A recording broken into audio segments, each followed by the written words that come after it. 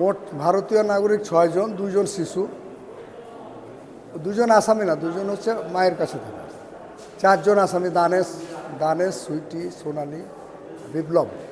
এই 4 জন, এরা সবাই ভারত থেকে মানে উইদাউট পাসপোর্টে অন্যদিকে প্রবেশ করলে তাদের বিরুদ্ধে মামলা হয়। এই মামলা তদন্তে চার্জশিট হয়েছে। চার্জশিট হওয়ার পরে মামলাটা বিচারের জন্য সিনিয়র জুডিশিয়াল ম্যাজিস্ট্রেট 3য় আদালত জনাব আশরাফুল সাহেবের কোর্টে বিচারাধীন।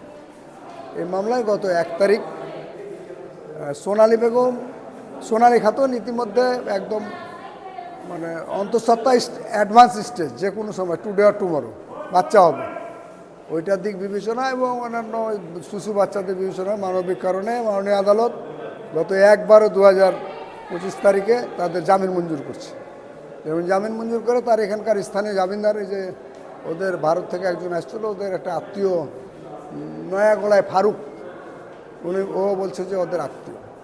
এই ফারুকের ওনার এনআইডি ডাকলো, এনআইডি, এবং তার কাছে একটা অঙ্গীকারনামা যে তার কাছে থাকবে এই মর্মে লিখিত নিয়ে তার জিম্মায় জামিন দেওয়া হয়েছে। এবং ও এখন ওই ফারুকের ওখান থেকে আসছে। মহিলাটা যেহেতু বাচ্চা হবে বলছিল, আজকেও পেন আসছে, এই জন্য বাচ্চাটা আসেনি, তো ওই বাকি আসামিরা হাজির হয়েছে আজকে।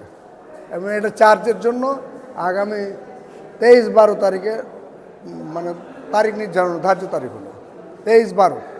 এই সময় পর্যন্ত ওই ফারুকের এখানেই তারা থাকবে, তার তত্ত্বাবধানে। তাদের নিজ দেশে যাওয়ার বিষয়টা, এখানে একটা মামলা পেন্ডিং আছে। এই মামলা নিষ্পত্তি না হওয়া পর্যন্ত তাদের কিছু, এই মামলা এখানে নিষ্পত্তি হবে, রায় হবে, খালাস হবে আর জেল হবে, যে হোক একটা হবে। হওয়ার পর এই আসামিরা নিয়ম অনুযায়ী পুশব্যাকের মাধ্যমে যাবে এখান থেকে। এখন তাদের যাওয়ার কোনো স্কোপ নাই, এখন ওই ওদের এই আত্মীয় যাদের আছে ওখানেই থাকবে।